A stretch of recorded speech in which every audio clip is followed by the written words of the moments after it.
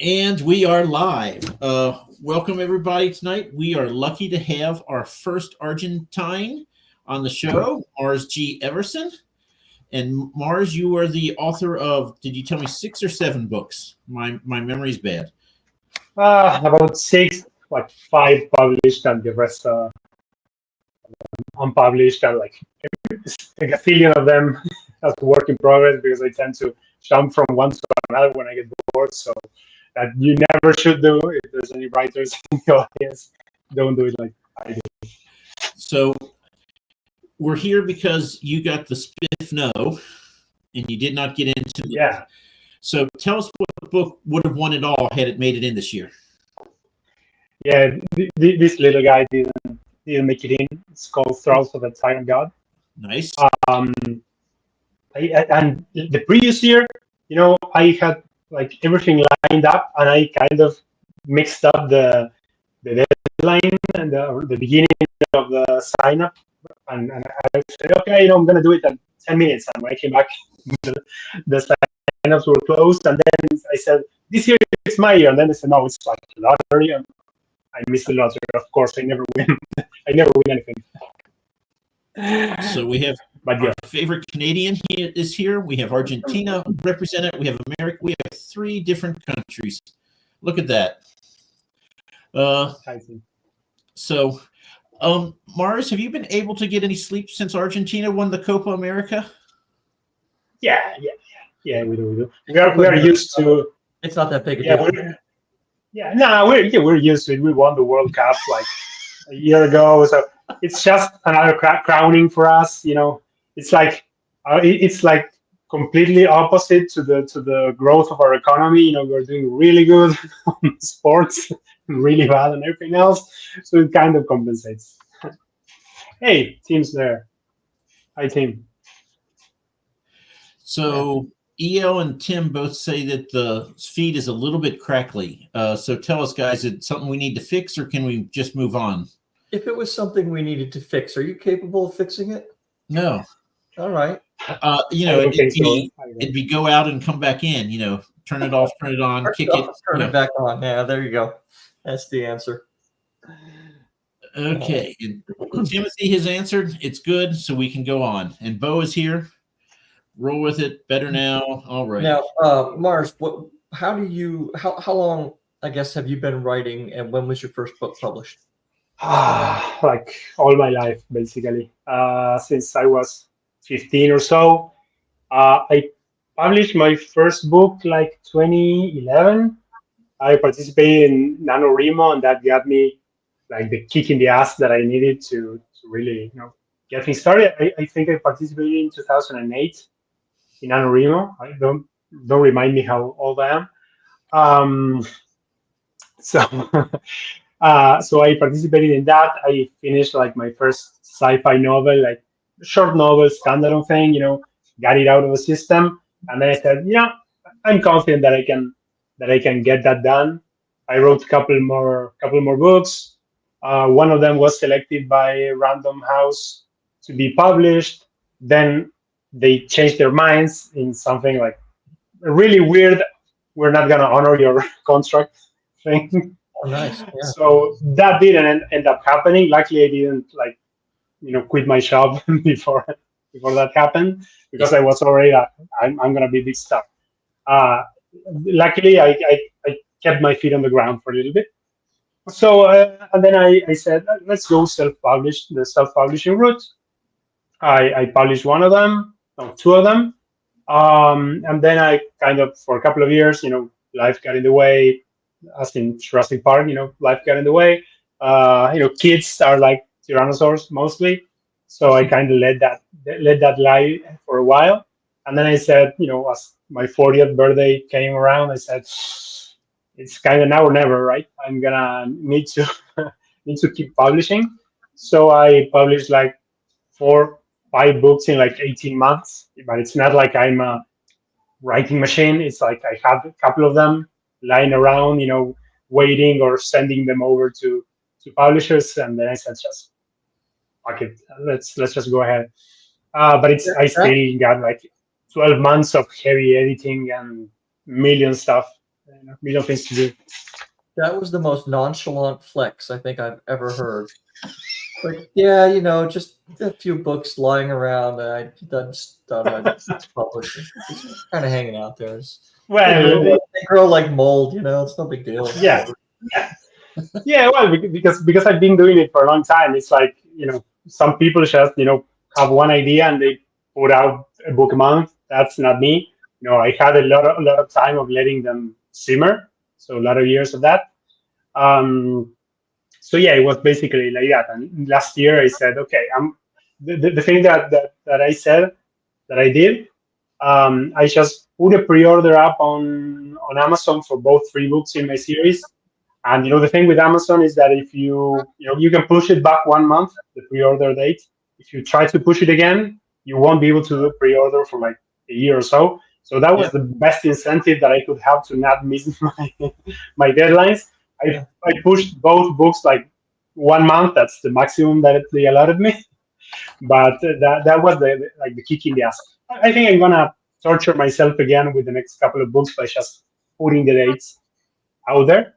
But I learned a little bit about not being so overly confident because I was writing like half asleep every night and editing. I was falling asleep on my keyboard to try to make the deadline. But it was I think it's something like both NaNoWriMo is one of those kind of kicking the asses that you need, and the Amazon pre-order dates are also like a really good kicking the ass. I used to also go hardcore at some points. I used a little program, I don't know if you guys in the audience know, it's called Write or Die, that you have to keep writing or it starts, erasing your sentences in hardcore mode. So that got you like 2,000 word sprints, like really quick. Yeah, it's called Write or Die. It's both a web app and you can also like buy it and keep it on your computer. But I'm not torturing myself that way again. It's just for like, it's like break glass in case of emergency. So, that's not my desk. That's my wife's desk. So the nerd stuff is like on my wall. I got Lord of the Rings maps, the Middle Earth map, my books. But sadly, we have like opposite desks, and people see my nerd Disney stuff from my wife and not my cool nerd stuff on the other wall. My wife's nerd stuff, not the cool nerd stuff. So Mars, distinction there. Before Rose starts talking over me, have you published? What do you mean talking over you? I don't do that. No, never. You have a sci-fi book published? Stop it. You have a sci-fi book? Yeah. Yeah, I got the trilogy that starts with this one is a grimdark fantasy epic sword and sorcery stuff. It's got a lot of different things. The other is a standalone sci-fi, more in the mold of Asimov, Ursula Le Guin, that kind of utopian weird stuff. And I have a short story sci-fi collection also. That when I need to scratch that short story itch, I write one of those and put them up in that short story collection. But I'm not a big short story writer. I tend to like I talk a lot, I write a lot, so I'm more of a long form writer, not much of a short story writer. I have good news for you then. SPFNO, which is the self-published science fiction competition, will start taking entries probably next month. And it's the sister competition to SPFNO, but for science fiction. So if you have a science fiction, and last year I think they had 231 entries, they'll take up to 300, but they didn't fill up. So you're pretty much guaranteed you can be in SPFNO this year. Unless there are more than 300 people that want to get into it this year. Yeah. I said pretty much guaranteed. Pretty much guaranteed. Yeah, I signed up for those acronyms for SPSI. I know they're like the sister to SPFNO that Hugh Howey runs. I think I signed that up for I think last time for that, and now I'm in the BBNYA. Yep. Yeah. Isn't that a great competition? You hear so much about that. Yeah, I don't know. I signed up. I have to follow up on that and see what happens. They cash their check for 20 euros, and then maybe you'll hear from them again at some point. I don't know. Yeah. I hope I get something out of that. Yeah. So you said you entered your book last year in the SPFNO, the sci-fi. I put the sci-fi up for that one. So I don't know if I can put it up again. I'll see. But I was just mad about this one not getting in SPFNO. This was my year, but yeah, it's gonna be another. I can try again. But the lottery thing, you may not get in 5 years in a row. So, and Right. I kind of have like the opposite of the lack of the Irish. So, and that is an awesome cover, by the way. I didn't tell you that before, but yeah, I love that. The folks at Meeble Art did this for me and all the other covers for the books. I love what they came up to. Sometimes when you work with a designer, it's like you're not sure this is not exactly what I had in mind, and then you kind of grow to love it. And so the first time that I saw this, I love like the army running up to meet this one guy. I mean, that was my concept, like a guy, an army rushing up at him. And if you check it correctly, there's like a giant here. That's one of the big characters in the book. And I love the concept, and I ended up loving it. The execution and the other two books, we kept like the same motif with the sun either rising or setting, and Nice. and here you have also like an army, but it's a ghost army, and you have like it's a little darker here, but it's like someone like a skeleton or a person holding a dying loved one, and here's a little pic that tells you that this is not exactly regular fantasy. This has a little bit of sci-fantasy hidden in it. So I'm very comfortable and very happy with my covers, and I also like dabbling in design. So I'm doing the covers for my next couple of books. They're not as lovely as these ones, but I wanted to play a little bit with like more conceptual elements. Sorry, my kids. I said this might happen. I didn't lock the door, so maybe your dog.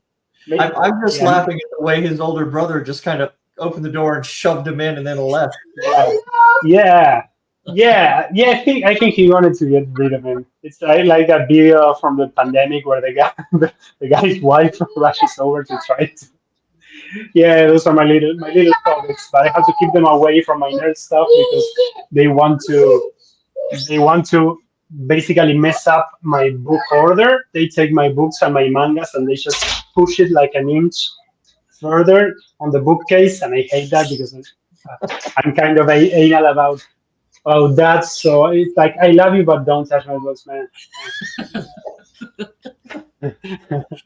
But I'm a good father. I actually gifted my older kid with my illustrated annotated edition of The Hobbit on a whim. I really shouldn't have done that, but give him one of your books. Keep The Hobbit for yourself. Yeah. So my books are cheaper than Hobbit edition. There you go. Now, you work in marketing, you said, yeah? Yeah. That's going to come in handy, especially being. I mean, I don't know what it's like down there, but I'm imagining there's not like a bunch of Comic-Cons and things like that you can go to sell your book. So you're kind of probably having to do the advertising route more, yeah? Yeah, we have a lot of those, but I think I have some of my books are just English only. Some of them, I have a couple of more that are just Spanish only. But I write like multi-genre, so I have some like thrillers and kind of ghost stories on that in Spanish. But all my fantasy and sci-fi is in English because I decided to do it that way. There's a lot bigger market in the English-speaking world for fantasy and sci-fi than in Spanish-speaking world. So, but I'm doing it the other way around. I'm writing my books in English and then I'm having them translated back to Spanish.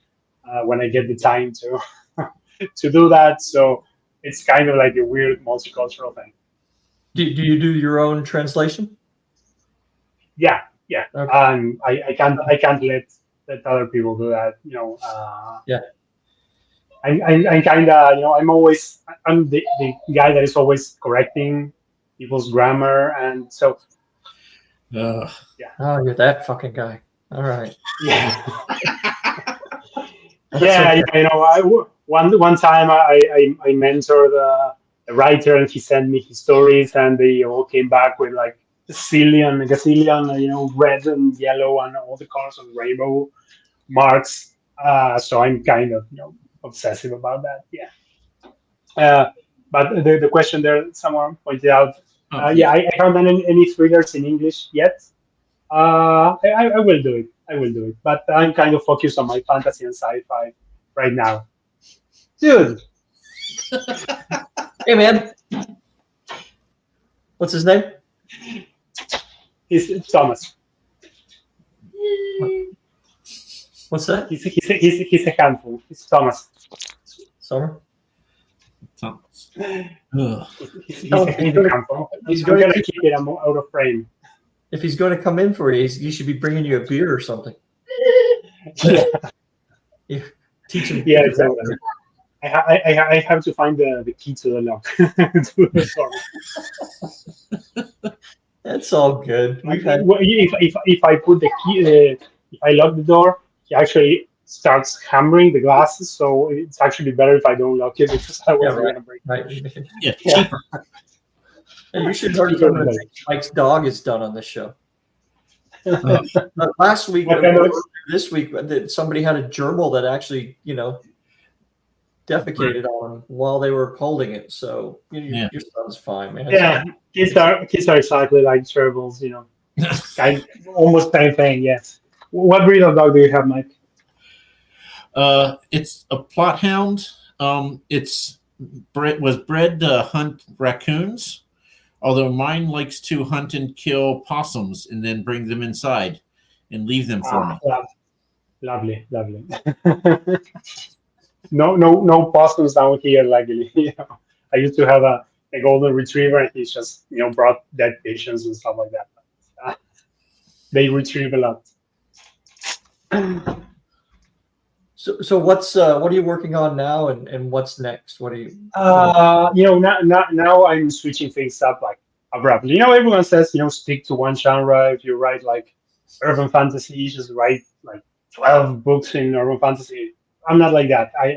I want to write things that are very different from each other. So after finishing this grim dark trilogy was very very very grim, very soul sucking. So I said I have to do something completely different.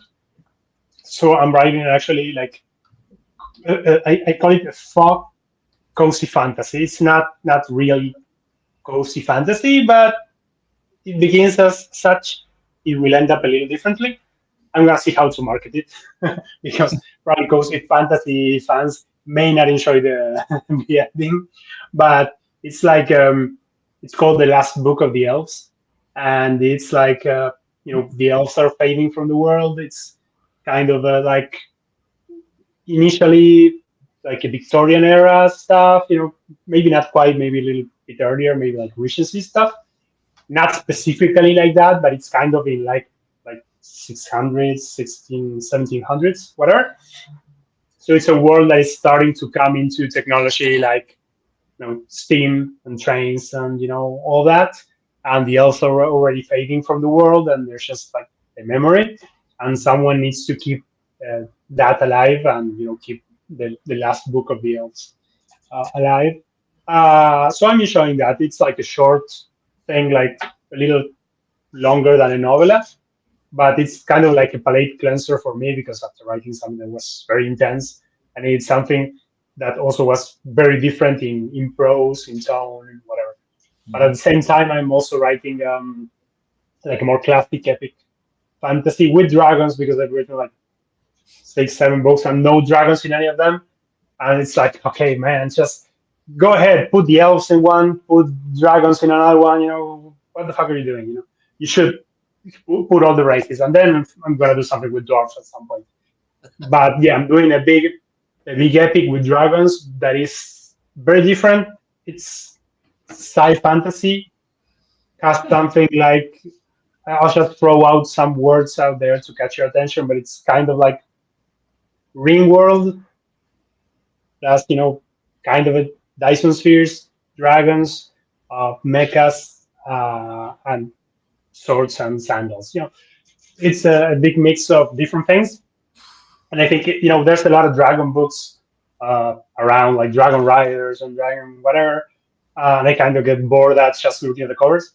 So I wanted to do something really, really different, and I'm a sucker for mixing things up. It's like I have to take a fantasy thing and give it some kind of sci-fi spin, or tie that all together. Some of my books are in a kind of shared universe, kind of like a Cosmere thing, in which it's like, I'm a very big sci-fi fan. So like, I love thinking about magic as just a very advanced form of technology. So I always try to find that connection and say, okay, what would a fantasy world that is not actually like backwards looking, but it's more like forward looking, would look like? But it's not specifically fantasy. It's like, sorry, it's not specifically sci-fi. It's like fantasy, and you can tell that there's some sci-fi beneath it, right? That's the reasoning for why that magic exists, right? It's like because there is some kind of advanced technology at hand. Why is it that the elves always have to fade? Why can't the elves just like dive nobody likes them? Dive into steampunk and really kind of take control and just take over? I think there's two problems with that. One is mostly overpopulation. That would be, they don't die, so they would, very quickly, drive their world to overpopulation. I think that's kind of in the Witcher books, and that elves actually had to invade other worlds to kind of because they had kind of that problem ish. And in the Dragon Age games, there's also like elves that are treated more like in a modern setting, like they are treated more like a minority. And so I didn't want to go to that, try to modernize elves in that way of trying to turn them into that kind of a minority or into villains or whatever. So I went more with the classic Tolkien, elves or fading stuff, but try to give it a very unique point of view. The prose is, I'm trying to go for something between Tolkien, Rothfuss, stuff like that. Also a little bit of Wendy Olsen. I love her dragon books. So I sometimes you say, I want to write like a chick book from the 1800s. Sometimes you want to have that flowery British language and just play with puns, play with really cool grammar. That sometimes writing fantasy or other types of fantasy or more epic stuff, you say, okay, I gotta tone down like the verbose prose, and I have to like keep it, kind of more action oriented. So that's why I said, okay, I have elves. I'm gonna go all in on that. I'm gonna go as British as I can on that book. That's a cool question. What's your favorite magic system if you like science-based magic? Ooh, that's hard. What's your favorite, Mike? Well, I get some time to think. Oh, favorite magic. See, I don't really like to mix up science fiction and fantasy, but there's so many things I don't like that don't even ask. I'm just a curmudgeon. Only Bro will put up with me. Otherwise, curmudgeons come in pairs. Yeah, I think magic system is like kind of a modern term also, and I'm like a more classic sci-fi fan. I'm a very big fan of the 80s and 90s books. Like most of my fantasy reading when I was young was Wason Hickman, David Eddings, Stephen Lawhead. Yeah. Oh yes, all the good Who ones. am I missing? Who am I missing? Lewis Cooper with the Chaos trilogy and all that. So I love all those guys, and we never thought about Magic System in those terms. It was more like loose, but the system in the Deathgate cycle, which is a classic by Weiss and Hickman, is awesome. I think it had world building plus Magic system all into one. I actually wrote an article for a blog on that trilogy. So for newer readers, you should definitely go back to read that. It's like 7 books, the entire Deathgate cycle, and it's awesome. And in newer terms, I would have to say, the most complete systems are probably Sanderson's, with Mistborn and all that. But I like to keep some things, like not reveal all the rules of the Magic system, keep it a little bit under wraps. Sanderson, keeps layers and layers and layers, and he starts, revealing a little bit at a time. I try to do something similar to that too. But the Magic system, in my case, is a little more obscure. It's kind of weird that we all worry about that so much. Like how, because I mean, again, you look at The Hobbit, right, or even at The Lord of the Rings. Gandalf, who most people who have any understanding of anything at all would pick Gandalf over Dumbledore in a one-on-one fight. He doesn't use magic a lot. I mean, there's a lot of times in that book you're sitting there kind of screaming at the pages, going, "Dude, you're a freaking wizard. Do something!" Right? Yeah, but that's interesting, because you the same thing happened to me, that you never remember the times that he used magic, but he actually used it quite a lot. It's just that the amount of times he's like off screen in like a side quest, with the necromancer, or whatever. I'm gonna visit Tom Bombadil or whatever. The times he is actually, on screen, let's say, he actually ends up using it quite a lot.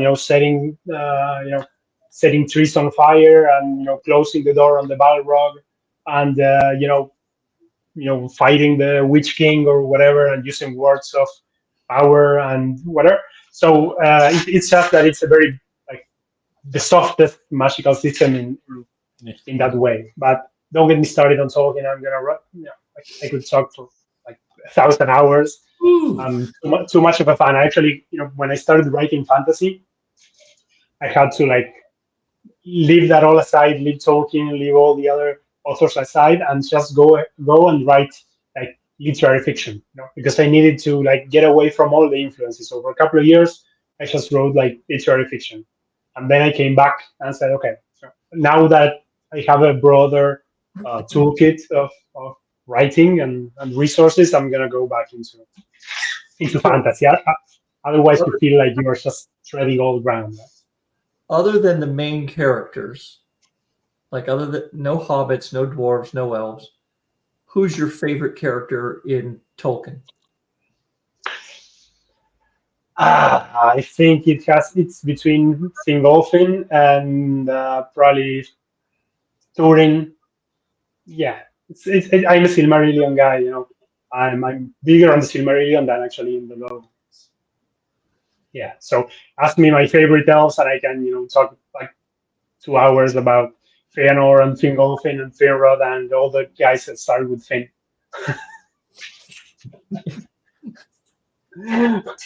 And you're married with kids.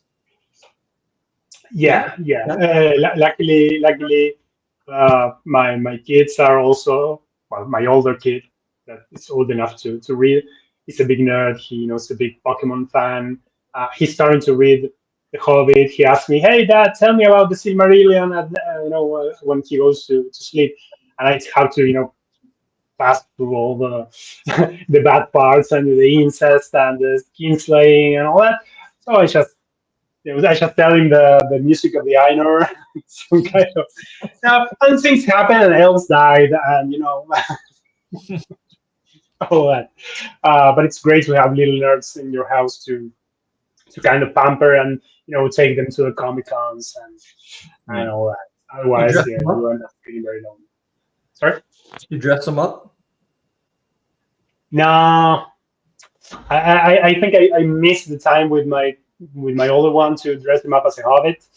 And I don't have like the sewing skills for that, and my wife is not gonna help me do that to the poor children.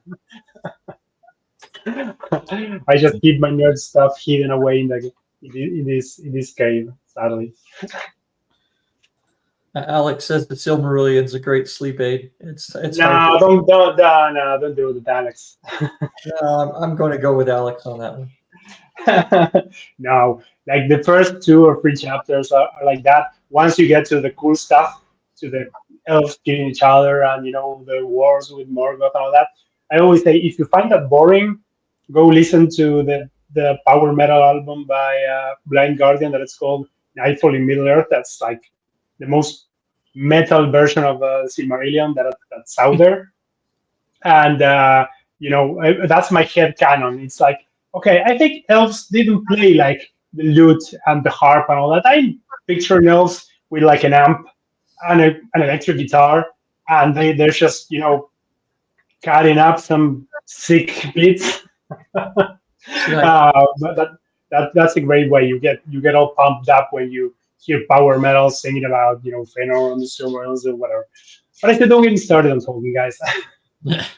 I see elves as more prog or maybe even folk. Yeah, that's probably the common canon. Metal. I can see well, yeah, dwarves could. Yeah, dwarves are probably more metal. But I know metal elves sounds like I'm actually. I have another. I keep a folder. Yeah, Turin, my man. I keep a folder of like. You just have to look that up, or did you just know that off the top of your head? Some people read books, Ro. I mean, we don't, but some people do. you probably should. If you don't want to read the Silmarillion, go ahead and read the Children of Húrin. That is like the long version of the Turin story. I read them both, and I remember almost nothing about either one. Don't do that to me, man. It was a while. Yeah, I keep this folder with like book titles. I just think about the cool book title. I put the folder, and I say I am gonna write this book at some point, and I have like 20 of those. And one is like cyberpunk elves and goth dwarves or stuff like that. So I will get around to that at some point. Yeah, I think Bo only reads Discord. He writes and is always reading on that. Well, I'm pretty sure that Bo has cloned himself, and there's at least 8 of him. So maybe he's just an AI bot. Keeping up the Discord channel alive. It could be that Diesel is the one that actually exists, and Bo is the bot that he created. Yeah, I with Discord, I feel like I'm both too old for that and I'm too young for that. It's like it feels like the old IRC from back in the day. It's like one of those IRC servers, but it's also like I don't get any, how they work and all that. So. And all the conversations going on at the same time, so I kind of get lost. How old are you, Mark? 40. To yeah, you're not too old for Discord. Discord is but I feel a little. I feel like I missed the train on that, and I have to catch up. Yeah, it's a mess. Yeah. I don't know. It's just there's too much scrolling, looking for whatever it is that you're supposed to. I don't know. Yeah, they made me use Slack at work. So man, this is basically IRC channels. This is the same thing that 20 years ago. I don't get why people are so much in love with that. It's just because it's retro. The kids today love the retro because the developers love it. So I don't know. Yeah, I can only keep up with 1 or 2 social media channels at a time. So I mostly Reddit, and when I have some time, I hang out on Twitter. Like Discord is too much of a commitment to me. Oh, it's like I don't know. You go to Discord and there's Bo and all the book bloggers, and you also see them on Twitter, and I also see them on Threads. No, man, how do you keep up with all that? I cannot. I mean, you can do one or the other. You can read, or you can try to keep up with all that. But you Yeah, can't do it. yeah. No. Come on. Yeah, I cannot. If I write, if I'm writing at the time, I can only keep up with one. So right now, I'm writing like 2 or 3 times. Yeah, 2 or 3 times a week, like half an hour, 1 hour at a session, and I cannot keep up with social media. So otherwise, I will end up doom scrolling on Twitter for hours, and I'm not gonna write anything. So do you spend a lot of time on TikTok? No, I hate that. That's a good call, because that is just Like an app from which to throw your time away on. No, but it's a great thing to hypnotize your kids when you need them to, to just don't bother for a while. Oh, here's like cute animals on TikTok, and you can get them to scroll for like forever on that. So Yeah. that works. It has a use, but no, I try to keep my social media to a minimum. But yeah, I only do the smallest amount of marketing that I can do with Twitter and email marketing and all that. So Yeah, Mike, I know, but you don't have to justify yourself. You must have a lot of things going on. Mike, I think we might have a candidate for the potion here. Which Maybe. potion? Give it a go. So, Mars, we have a thing we call the Bald Dome, where we take your main character. So, what is his name? Sen. It's like SENN.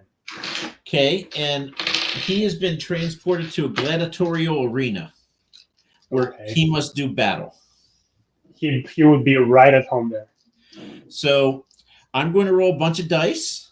I'm going to give you the scenario, and you have some choices to make.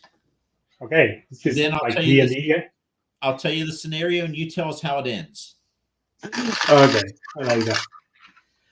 Okay, so Sen, you said his name is? Yeah. Okay, Sen has been transported to, hold on, let me scroll, to a magical library filled with arcane knowledge. You'll probably burn it all down. So he has been given a fizzy blue potion. Oh, wait. Nobody drinks a fizzy blue. Fizzy green potion. That's what I was told. There you go. Then someone may actually use it. And you get a choice. You can choose either a regular item or a weapon for this battle. Which do you wish for? Which do you want? And I don't tell you what you get until after you make your decision. Okay. So regular item or a weapon? Weapon all the way. Weapon. So you could have got 4 rush lights, but instead you get a weapon. You get a dagger. That's like his weapon for most of the book series, so he's gonna be very comfortable. Okay. Since you chose a weapon, he's not fighting an animal, but he has to fight a fantasy creature. So instead of a king cobra, he must face a horde of ravenous goblins, 20 of them. So Sen, with his dagger, is facing 20 goblins and his fizzy green potion in an arcane library filled with all kinds of knowledge. What happens? Can he use magical powers if he has them? It obeys the rules of your world. So if he has magic in his world, he can use it. Cool. He has a couple of different powers in my story, depending on the part of the story. But let's go with the beginning of book 1, where he has like super speed, and he also has the ability to like turn other people like berserk. He can like flare their emotions and make them forget about fear and forget about everything. So he has those 2 cool powers. It's one that is like for him, and another one that affects others. So in this case, he would probably turn those goblins berserk and have them slash at each other, while he would run around and stab them in the back. That would probably be his strategy. Okay. He doesn't fool around. He's like I can't kill them all. That's too easy. Killer. Yeah, Roll, he roll a probably d20. just he could just throw like a bookcase over them if they're little goblins. And the knowledge is lost for all time. Yeah, then you have to like pick that bookcase up, and you got to put them all back in the right order. That's the giant thing. He wouldn't care one bit. He comes from a kind of post-apocalyptic world. You know, books, he would just ignore them completely. Books are fuel. Yeah, Yeah, just a way to start exactly. fire. Okay, Exactly. well then, and doesn't use the potion, the fizzy green potion. I don't think so. He would be very wary of that. He has been tried. You know, they have tried to poison him a couple of times, his own men, so he wouldn't go for that. He would just rely on his own things. Okay, well, that was the potion of invulnerability. So, but I think in one of the books he also gets that power at some point, so he won't care. You know, because in my books, the magic system, I just going to spoil it a little bit, but it has to do with the interplay between gods and humans, right? Like gods are like thought forms or ideas that are fueled by the belief in them or the investment of humans on them. And as those ideas, you know, gain more power, that idea, that God gains like a physical form, and the human gains powers, you know, coming from that deity. But you know, as people change ideas and you know change allegiances and whatever, you know, the gods find that humans are actually really fickle, and that you know maybe at one point they follow one idea and then they follow another one, and so some of my characters end up having you know switching from one power set to another or actually gaining more than one. So I think that that's kind of like a unique twist to power. Yeah, it's certainly a lot different if your guy is fighting amongst gods all the time. Your magic, it's going to be a little bit more potent, I think, than yeah, you know. Yeah, but it's more like gods are playing chess among them, right? They're using humans as pawns, so they're actually book two. You know, book one is Thralls of the Tyrant God, and I needed to do like alliterations, but I couldn't find great alliterations for all of them. So the second one is actually Pawns of a Cruel God. So they are actually, you know, most of them are pawns of one god or another, and they feel as such, and they end up, you know, the gods end up like you know settling their differences by these different factions fighting amongst them and trying to determine which is the best idea, let's say, or which is the best belief, you know, or what is the best way to rebuild this apocalyptic world, which is okay. How do we rebuild the world? Is it tyranny? Do we lead people by tyranny? Do we lead them by you know goodness? Do we lead them by you know freedom, or do we lead them in chains? So it's kind of like a very philosophical um, argument between different gods trying to you know upstage each other and trying to see what is the right way forward for the world. So it's not all evil, and you know it's not all black and white. It's more like ideas that clash, and sometimes you need a little bit of both. You need a little bit of tyranny to offset other things, and you need a little bit of freedom to offset tyranny. So it's kind of that world in shades of gray. Hi, Chris. Chris was one of the first guys to you know help me along and tweet about my books and all that. So good to see you guys, man. Do you have a group of writers down there that you can kind of hang out with and call on? No, I'm from the Groucho Marx school of you know I would never be part of the club, you know, in a club that accepts me. You know, no, I don't do that well in like in person groups. I tried like writing groups and you know all that, but I didn't find like specific fantasy writing groups. It was more like general fantasy, and sometimes it's like can we curse in this channel? I said fuck like a million times, but it's like sometimes it's like circle shirking. It's like people just you know singing praises of each other because no one wants to say anything mean. So I'm not a big fan of like writing circles and all that.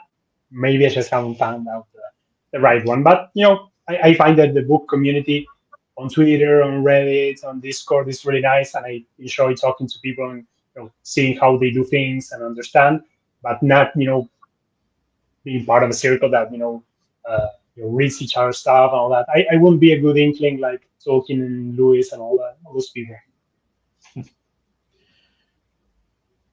All right. So, Ro, this will probably shock you, but Probably twice I tried like pairing up with somebody and we'd read each other's books, and both times it got like halfway through and it's like, you have too many logical errors. This would never happen, and this is why. And they end up like, well, okay, I'm going to quit and rewrite my story then. So I never actually got them to read all of my book because both times I just kept pointing out plot holes and they quit. Dare I say, that's inconceivable. I same thing happened to me. Like the few times that I wanted to, be nice and read other writers' books and all that. I mean, they might have thought the same thing about me, but it's like you make one little like comment like, hey, I think this doesn't make a lot of sense, or I think this sentence could work better in a way, and some of them get really really defensive, and you end up falling out because of that. So I try to steer clear of that controversy. Yeah. Though, if your comments, whatever they are going to make someone want to quit writing, the world needs baristas too, right? I mean, yeah. If you're going to be that much of a little bitch where you made me sad, I'm going to quit. Whatever you do, if that makes you quit, you were never here for it anyway. So. Yeah, well, that's the difference between people who want to improve their craft and people who just want to, stroke their ego and say, I wrote a book. If someone says, hey, you could have improved this sentence, great. I'll just go back to my computer and fix it right up. I think that's the way to do it. Sometimes, you get so caught up in your own books that you may miss very obvious stuff, or you may miss opportunities for improvement. And so if a reader or a fellow writer points that out to me, I'm like, hey, man, thanks for telling me. I reviewed this book 20 million times and it went through editors and I still have a typo on page 2. I want to kill myself. So, I don't get people who get mad at like 1 stars. Luckily, and please no one on this stream go and give me a 1 star. But luckily, I haven't got any 1 star so far on any of my books. But I would totally get it if someone like didn't understand anything and is not a big reader and says, hey, I thought this was cozy stuff and you were talking about the guy using people as a raft. They may give me a 1. Okay, I'm totally fine with that. I think I'm gonna get a 1 on bad prose, but sometimes it can happen. Yeah. To Bo and Alex, it's not really being nasty or anything like that. If you're in a writing group and you ask other people to read your stuff and then they do, and they tell you what they think about it, there's 2 ways. There's a couple different ways you can look at it, right? A, you can be a little bitch and just go cry and whatever. Okay, you could do that. Or you could say, okay, that's just one person's opinion, and I'm sure that I can find someone else with a different opinion. So show it to 5 people, and if all 5 people say that, then yeah, you've got problems, right? I'm not saying if one person says this is messed up that it necessarily is, but you just say, oh, thank you very much. I appreciate you pointing that out, and you move on. But your skin has to be thicker than that, or you are just in the wrong business, and we all know that. I mean, that's nothing new or groundbreaking. That's no hot take. Yeah, no, I follow something that I think Neil Gaiman said, that when someone says there's something wrong with your story or whatever, they're almost always right. But when they point out, what is the problem, they're almost always wrong. Yep. So you when you get some experience, you can separate those two and say, okay, someone is telling me that I'm doing too much exposition. Okay, I'm gonna go back to my book. I'm gonna read it over, I'm gonna adjust the little things that may give that person that idea. But I'm not gonna get hung up if he says, "Oh, in this sentence you did this or that." Maybe I have a reason for that sentence to be there. Maybe the reader is wrong in that sense, but he's right in the overall feeling that something's not clicking. Yeah. So, yeah, EL has just that is the editing process. Everyone sucks until they don't.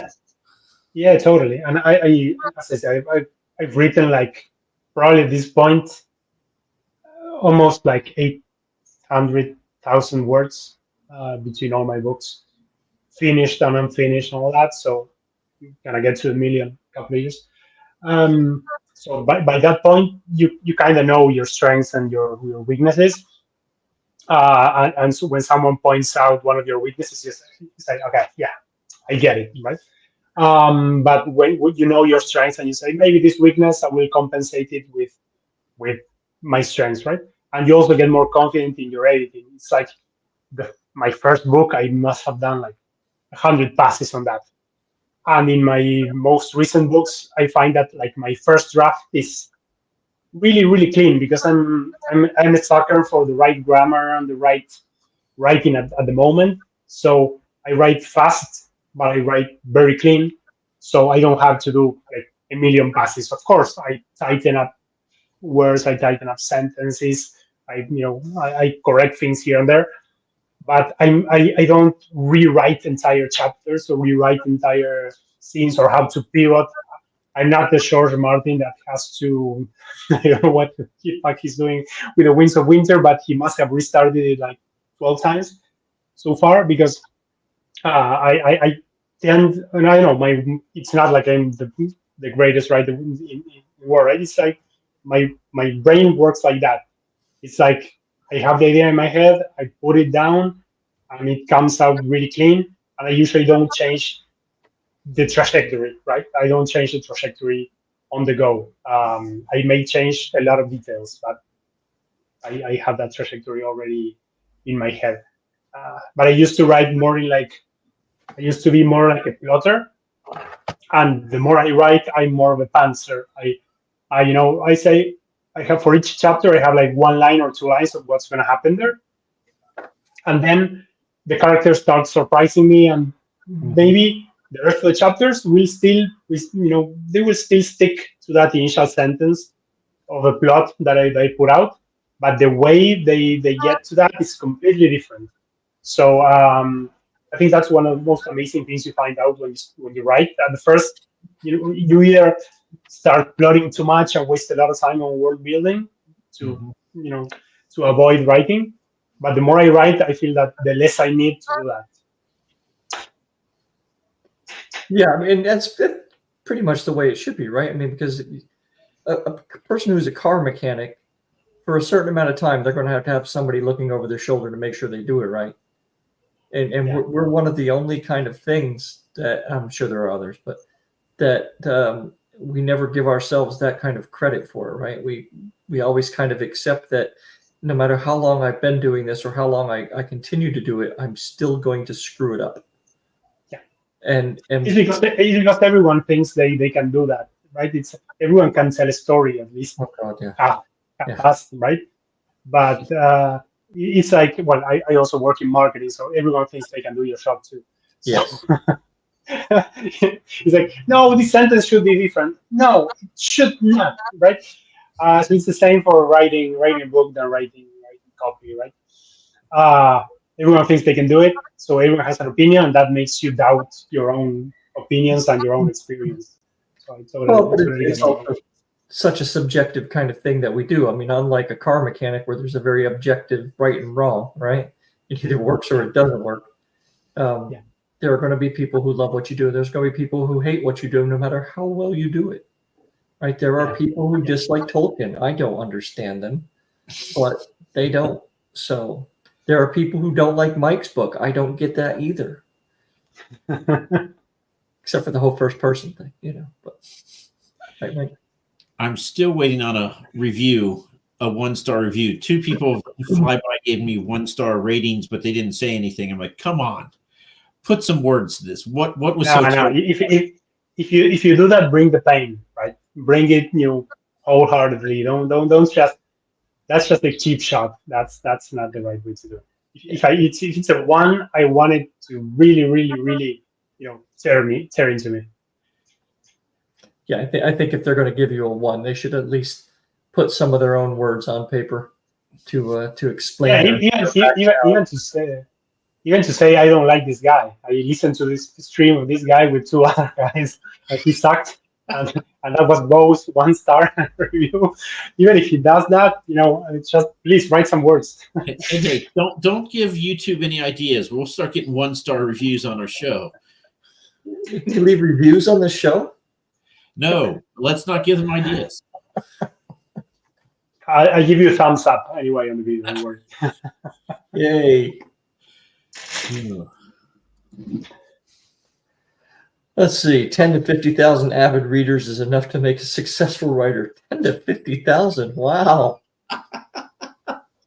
I was aiming a little bit. I think that no, I don't remember who said that you need like 1,000 rabid fans to make a living. I think I can get to that. I can totally get to that. If I get to 50,000, great. My kids will have better clothes. Thanks, Bo. And my kids, as I said, they're big Disney fans. They have to travel to Disney. I need to sell a lot of books to pay for those Disney World vacations. They're getting more expensive every year. Yeah, Disney, man. I've never taken my kids to the Disney thing, and they've never wanted to go. So Mars, here's an idea. Down that. Yeah. In March, MegaCon is in Orlando, and it has like 100,000 people, and it's in Orlando, Florida. So you could take the family to Disney, drop the kids, and do the Comic-Con. Right. And it would be a good one. Paying for that table would be cheaper than going to Disney. Yeah, much cheaper. I'm gonna consider that. The thing about cons is that like 2 hours in, I want to run away because there's too many people, and there's no good way to say it. But when you get too many nerds and geeks on one big con, there's a lot of smell. Once you get the anime fans, and I'm an anime fan, so I can say anything. But once you get the anime fans and the furries and all the tribes together, it kind of gets a little bit overwhelming, on the sensory. So I cannot go to a con for like more than 2 hours. If I had to sit at a table, that could be because I have a little separation from people. So I think I can do that. But roaming the halls for like hours on end, not me a lot. With the table, I guarantee you sit there for a couple hours with a lot of free space around you, and you're going to be wanting crowds to be around your table. Yeah. I couldn't show that. I guess I will consider that, Mike. I will see if I can slot that into my next vacations. So, are you like most writers, and you'd much rather spend time talking to fictional characters than real ones? No. I am like the most extroverted introvert, probably. Right. I sing when I'm in the street. I consider doing stand-up at some point. I've done like impromptu stand-up when I had to speak to crowds. All that. So I don't have a problem speaking to people. It's just that I'm very good at the one-on-one. I'm not good at the 1-on-5 or the one-on. So cons are kind of a weird thing. There's a lot of people that you would like to talk to, but on a one-on-one level, we'll probably hit it off because I like everything geek mostly. But when you get 100,000 of them in a room, that's kind of hard for me. That's fair. All right, y'all throw up your book one more time. Have a look at it here real quick. Just put them up one at a time. That's book 1, Thralls of a Tyrant God. Book 1. This is book 2, Cons of a Cruel God. And this is book Heralds of a Fallen God. Sorry, my fingers are right under. And what's next? The last book of the elves. And the dragon book is probably going to be called Dragon Kill Zone. I'm playing around with that title. And when are we expecting those? I think the last book of the Elves will be out this year. I will probably set an Amazon pre-order just to torture myself and get to that date. And the other one will be next year, probably. Nice. Cool. All right. Right. You have to go, I guess. I just saw Yeah, I do. You've got to get out. I do. I do have to go. Sorry. All right. My family are barking for me. But it was really nice to talk to you guys. And I may, you can keep me on speed dial. I am balding a little bit, so very soon I can show you guys if you need.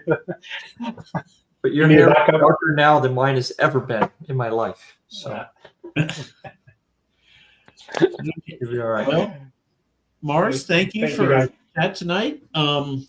I've tried 3 times to read the Silmarillion, and I've never got past like the first chapter. So maybe I'll skip the first couple and try that. There you go. Okay. That's what I've learned tonight. Okay. So great. Thank you again. Time to wave awkwardly. Right, thanks for joining.